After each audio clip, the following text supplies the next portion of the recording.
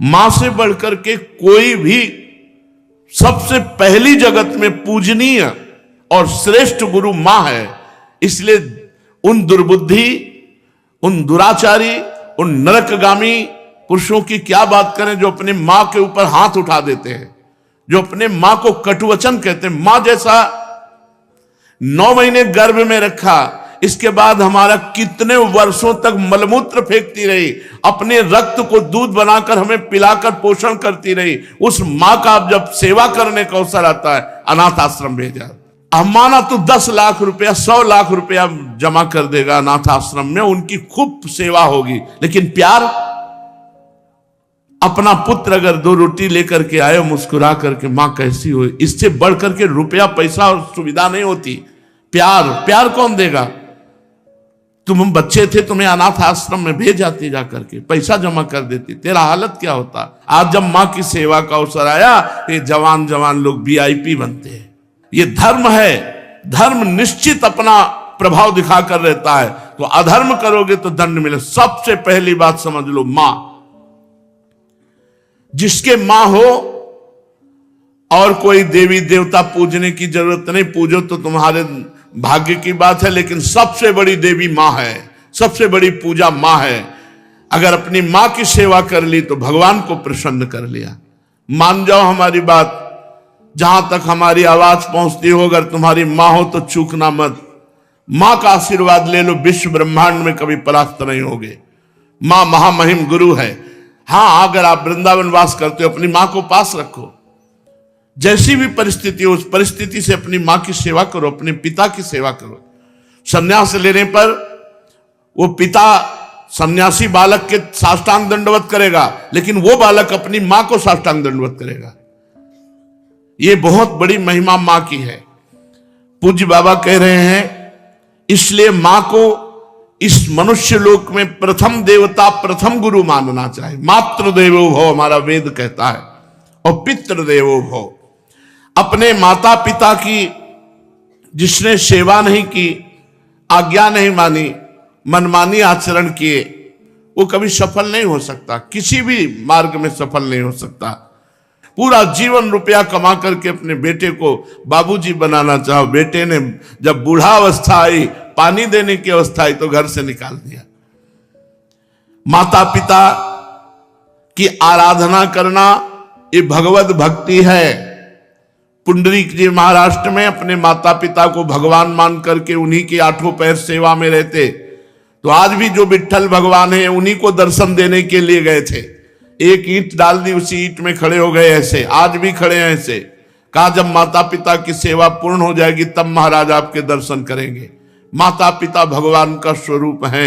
ये आज जो वातावरण बदल रहा है, बहुत गुस्सा लगती है जब देखने को मिलता है कि जवान बहू और बेटा मिलकर के बूढ़ी मां को मार रहे हैं। वो बेचारी उठ नहीं सकती, वो हिल नहीं सकती। अंतिम समय तक या तो जलोगे ऐसी जगह जहां बचाने वाला कोई नहीं होगा, या सड़ोगे। ऐसे अधर्म करने वाले को कभी और हम कहते हैं उस मां से पूछ लो जिसको तुमने मारा है, उसी मां से पूछ लो कि बोलो इसको क्या दंड दें, तो यही कहेगी कि कभी मत दंड देना। वो पिटते हुए भी यही कहेगी कि तू सुरक्षित रहे, तू सुरक्षित रहे। एक मां को मारा तो दूसरे भाई ने रिपोर्ट कर दी, पुलिस आई, मां से पूछ रहे तुम्हें मारा? नहीं मारा नहीं, बातचीत हो रही थी, ऐसे धक्का लग गया। धक्का दिया? नहीं, हमारा धक्का उसको लग गया। छोटा लड़का कह रहा है कि इतना जोर से डंडों से मारा, इसके शरीर को देख लो कितने डंडे पर। चुप। मां का स्वरूप क्या होता है, समझो क्या स्वरूप होता है। पीट के अपमानित होके भी अपने बेटे को अपमानित और पीटने की इच्छा नहीं है। ऐसी वात्सल्यमयी मां को, ऐसे पिता को जो मेहनत करके कमाते, अपने बच्चे का पोषण किया और वो जवान हुए, डंडों से मारते हैं घर के बाहर। अरे राधा राधा, ऐसे दृश्य देखने को मिलते हैं ना। ये खा करके सब जवान हुए हो और अब माता पिता की सेवा का अवसर आया तो मुंह चुराए घूमते हो। मुंह चुराने का समय नहीं है, अपने कर्ज उतारने का समय है, ऋण उतारने का समय है। अब माता पिता की सेवा कर लो, मातृ ऋण पितृ ऋण से उऋण हो जाओगे। हमने आपको कई बार सुनाया है, एक कश्यप नाम के ऋषि थे, महाभारत में है, तो तपस्या परायण थे। तो जिस वृक्ष के नीचे तपस्या कर रहे थे ऊपर बगुली बैठी हुई थी, बगुला जो टांग उठाकर ध्यानस्थ रहता है मछली के लिए, तो बीट ऊपर गिरा करके तो क्रोध भरी दृष्टि से देखा, तत्काल आग लग गई, बगुली भस्म होकर नीचे गिर गई। तप का प्रभाव होता है। अब उनको बड़ा गर्व हुआ कि नहीं, काफी हम सिद्ध हो चुके हैं, बगुली भस्म हो गई। उठे भिक्षा के लिए गए तो एक दरवाजे में जाके भिक्षाम देहि, तो एक बहू निकली, उसने कहा भगवान कुछ क्षण रुकिए, अभी बना करके लाए। बड़े मृदु वचन से उनका सम्मान करते हुए अंदर गई तो दूसरे दरवाजे से उसका पति आ गया। जब भी पति आए पति की आराधना, उनको जल पिलाया, आसन पे बैठाला, फिर इतने में कुछ समय लगा और कहा भगवान आपके घर के दरवाजे अतिथि देव विराजमान है, आज्ञा हो तो भोजन। अरे उनका पहले अतिथि देवो भव, अतिथि की सेवा करो। अब वो गए, इतना विलंब क्यों किया? उनका हमारे पति देव आ गए, तू मुझे समझते नहीं है, इतना विलंब क्यों किया? बोले महाराज जानती हूं उस वृक्ष की बगुली नहीं हूं कि तुम्हारी आंख टेढ़ी करने से भस्म हो जाऊंगी। और उनके होश उड़ गए कि ये बात तो केवल हम जानते, दूसरा कोई जानता ही। तो उनका तुम कैसे जाने? बोले मैं अपने पति सेवा के प्रताप से पतिव्रता हूं, मुझे तीनों कालों का ज्ञान है, तुम्हें बिल्कुल ज्ञान नहीं, अभी तुम अज्ञानी हो, अपने को ऋषि भले समझते हो, कश्यप ऋषि नाम था उनका। जाओ, तुम्हें अगर ज्ञान प्राप्त करना है तो जाओ, वहां एक कसाई रहते हैं, वो तुम्हें ज्ञान प्रदान करेंगे। अब कोई संशय नहीं था क्योंकि अलौकिक बात उनको पता है, पातिव्रत धर्म से। वहां गए, जिस कसाई का परिचय बचाया था तो मांस बेच रहा था, कोई कहता 2 किलो तो 2 किलो, 1 किलो तो 1, और ओंठ चल रहे थे। तो कहा कैसी गंदी जगह भेज दिया, चलने लगे। तो कहा कश्यप ऋषि, पहला आश्चर्य हुआ कि ये तो नाम बता रहा है हमारा, हमने तो अभी कुछ बात भी नहीं की, वो अमुक गांव की पतिव्रता ने भेजा है।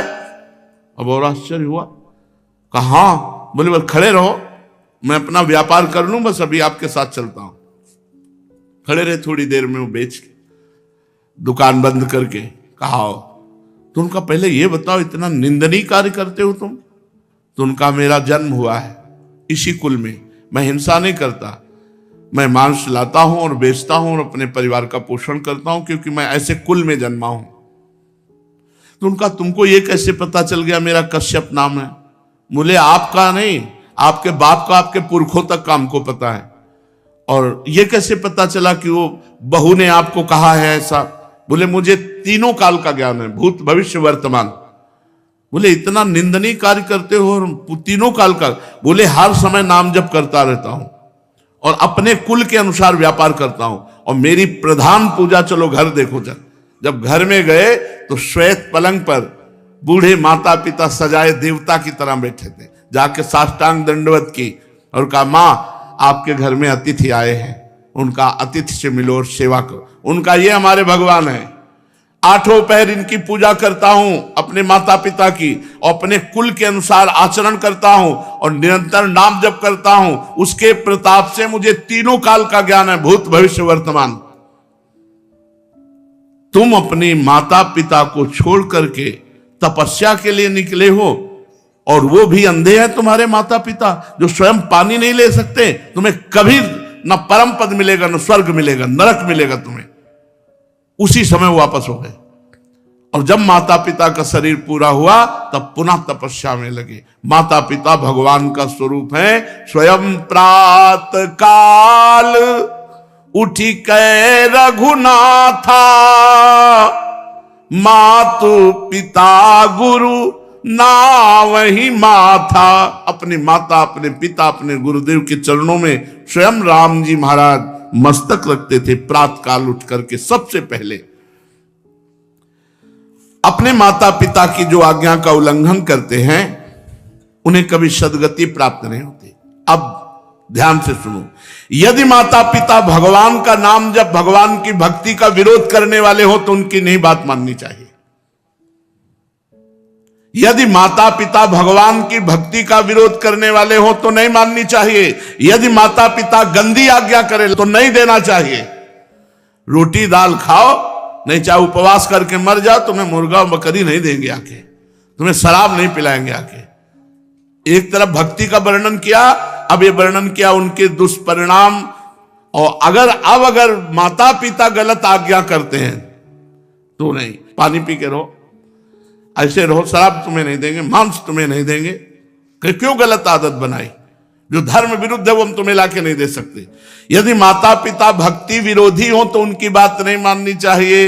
सेवा करने की बात नहीं कह रहे, सेवा करो, बात मत मानो। यदि भक्ति विरोधी है तो बात मत मानो। यदि वो भक्ति विरोधी आदेश करते हैं, मांस भक्षण, मदिरा पान या कोई गलत आचरण का, बिल्कुल आदेश मत मानो, बिल्कुल अमंगल नहीं होगा। तजो पिता प्रहलाद विभीषण बंधु भरत महतारी, गुरुबल तजो कंत ब्रज बनितन भेमुद मंगलकारी, जाके प्रिय न राम अभय देही, तजिए ताहि कोटि बैरीशम यद्यपि परम स्नेही।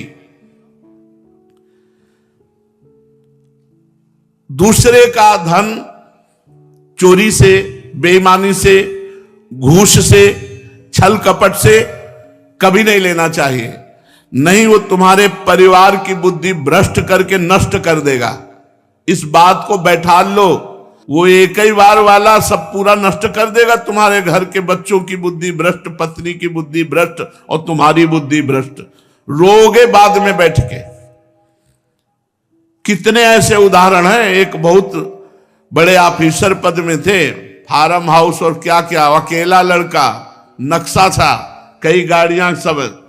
अब लड़का धीरे धीरे डिप्रेशन में पहुंचा, अपने हाथ से अपना गला उड़ा दिया। अब बैठे पूरी जिंदगी भर रो, क्योंकि अब बुढ़ापा हो गया है, तो अब ये तो हो नहीं सकती कि संतान उत्पन्न हो जाए। अब केवल सोचो कि तुमने क्या क्या किया। अब जीवन भर वही फार्म हाउस और महल और गाड़ियां देख देख के रो कि इनका अधिकारी कोई नहीं है। धर्म से चलो, साइकिल से चलोगे तो भी उन्नति को प्राप्त होगे, आनंदित रहोगे। मान लो हमारी बात। अधर्म का पैसा, दूसरे को, निर्दोष को दंड दिया और दोषी को मुक्त कर दिया रुपए के बल से, तो वो सरकारी, आखिरी सरकार जहां किसी की घूस नहीं चलती, वो जब न्याय करेगा तो ऐसी जगह फंसोगे, पूछो मत। एक बड़ा बलवान ऊपर चढ़ा छत पे, और बहुत बड़ा सरोवर था, और जहां उसको कूदना था वहीं नीचे चट बनी हुई थी सीमेंट की, ऊपर पानी था। अब उसको समझा कि पानी ऊपर से कूदा, ऐसे ककड़ी की तरह फट गया। यह है ऊपर वाले का न्याय। किसी और को फाड़ने की जरूरत नहीं पड़ेगी। बुरी दशा आने के पहले बुद्धि बदली जाती है, वहीं गिरोगे, ऐसी जगह फिसलोगे, ऐसी जगह फंसोगे जहां निकलने के चांस नहीं रहेंगे। अवश्य में भोक्तव्यम कृतम कर्म शुभाशुभम। धन दिमाग में भरे हुए हो, अगर धर्म से धन कमाओगे तो माना कि आप बहुत गरीबी से चल सकते हो, लेकिन आपके पुत्र, आपका परिवार सुसज्जित तेजोमय होगा। और अधर्म कमाओगे तो यही सब बाधाएं ऐसी आएंगी जो जिंदगी भर केवल सड़ते रहोगे। दिमाग तुम्हारा सड़ा हुआ होगा, कोई उत्तम विचार, कोई आनंद, कोई चिंता शोक का नाश करने वाला विवेक आपको प्राप्त नहीं होगा। इसलिए अधर्म का धन, निर्दोष को दंड, दोषी को छोड़ देना, इसीलिए बहुत बच के अपने जीवन को चलाओ। केवल धन ही और जीना ही काफी नहीं है, मरना भी है आगे, और मर के फिर जाना है दरबार में सरकार की, और उसका हिसाब होना है। यही केवल हिसाब नहीं होता है, यहां तो नॉर्मल हिसाब है। एक एक सेकंड का हिसाब सेकंड के कम हिस्से में हो जाएगा। चित्रगुप्त तुम्हारे मन में बैठे हैं। ये चित्रगुप्त वो है जो तुम्हारे मन रूपी सीसी कैमरे में पूरे अनेक जन्मों की सीन सहित सब बातें भरी है। उसी को तो नाम जप मंत्र जप से डिलीट कर आ जाता है। जब नाम जप मंत्र जप करते तो सामने छा जाता है। इसलिए भाई, अधर्म के धन से बचो। क्योंकि ये बुद्धि भ्रष्ट कर देता, परिवार को नष्ट कर देता है। ये बात अपने दिमाग में बैठा लो, अधर्म से दूसरों का धन लेने वालों, छल कपट करने वालों, ये बात को समझ लो। चाहे जिस पद प्रतिष्ठा पे हो, वो धन तुम्हारे लिए नाश का कारण बनेगा। अब मान लो, ये बात मान लो, प्रार्थना मान लो, नहीं आगे परिणाम देख लेना। कोई नहीं देख रहा, लेकिन तुम तो देख रहे हो, तुम देख रहे हो। कोई गवाही नहीं, लेकिन तुम गवाही हो। यहां जैसे वो जो जिससे गुप्त बात पूछनी होती, उसको वो दबावा दे करके वो मशीन में डाला जाता है कि वो वही बोलेगा जो सत्य है। नहीं, वो हमें नारकोटिक, हाँ जो भी ऐसे, वहां नारकोटिक की जरूरत नहीं है। वहां बोलोगे ही सत्य, और तुम्हें बोलने का अवसर ही नहीं मिलेगा। केवल यस यस, एक सेकंड के हिसाब में अनंत जन्मों का हिसाब करने की सामर्थ्य रहती।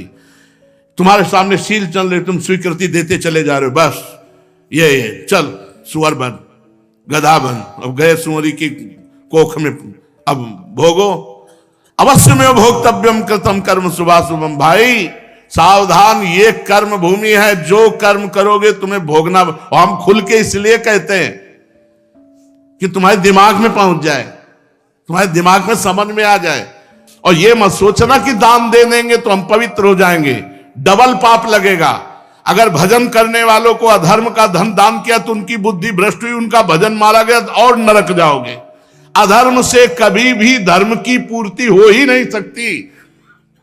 फिर बिल्कुल पक्की बात समझ लेना। ये मत सोचना कि बेईमानी करके हराम के जितने मनावे कमा, उसके बाद थोड़े बाबा जी को दे दिए तो हम चक्का आनंद लेंगे। बाबा जी को अगर आप दोगे तो उनकी भी बुद्धि भजन से विपरीत जाएगी, उसका भी पाप तुमको लगेगा। इसलिए वो राधा बाबा कहते थे कि ईमानदारी का पैसा यहां देना हमें।